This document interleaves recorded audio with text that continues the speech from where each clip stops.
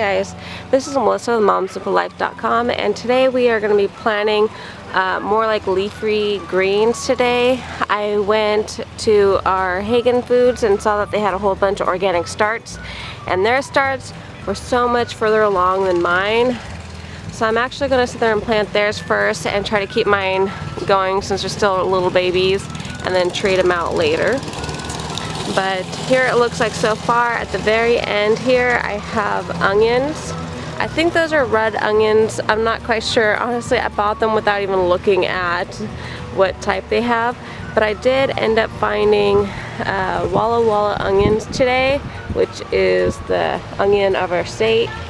So I'll be planting that a little bit later on down the row.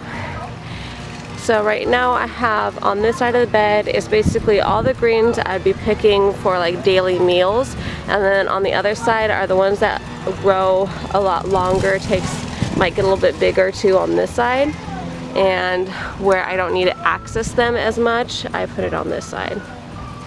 So over here I have all my lettuces, and they are spaced out at 6 inches. And now I'm going to be planting some kale and some spinach and some Swiss chard, and let's see, I think that's about it for the lettuce family. If I see any, like bok choy.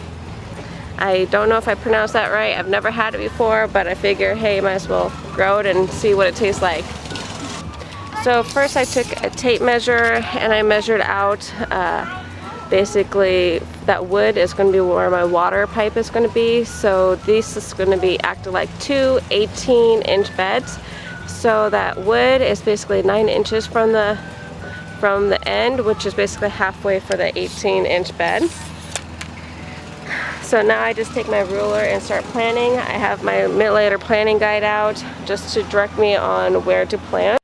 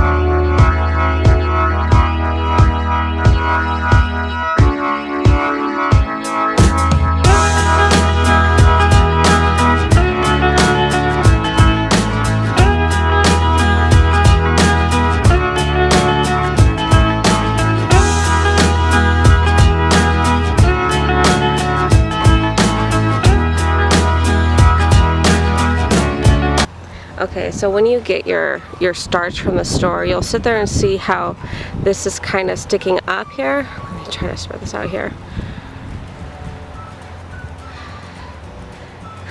So you'll see it starts right there, and that's actually where you want to bury. You want to sit there and bury all of that stem you see sitting there, so it could become stable. If you just sit there and bury it like to the top of where their soil is, it's just going to be wobbling around in your garden. And you want it to start like growing actual roots and surviving.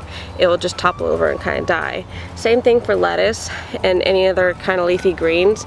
If you see that stem below these leaves, you want to bury that, or it's just not going to hold up. That's just not strong enough to hold the whole thing up. Okay, so I just wanted to show you how I just use a meter stick in order to sit there and plan out my vegetables. I just don't have enough time to sit there and make, you know, one of those measuring tools. So this is just me being kind of lazy, but to me, I think it helps me out because I could use that to sit there and use it as a guide, as don't plant right underneath the pipe. So I use that like basically 1 inch, 1.5 inch away, so my plants aren't growing right underneath the water pipe.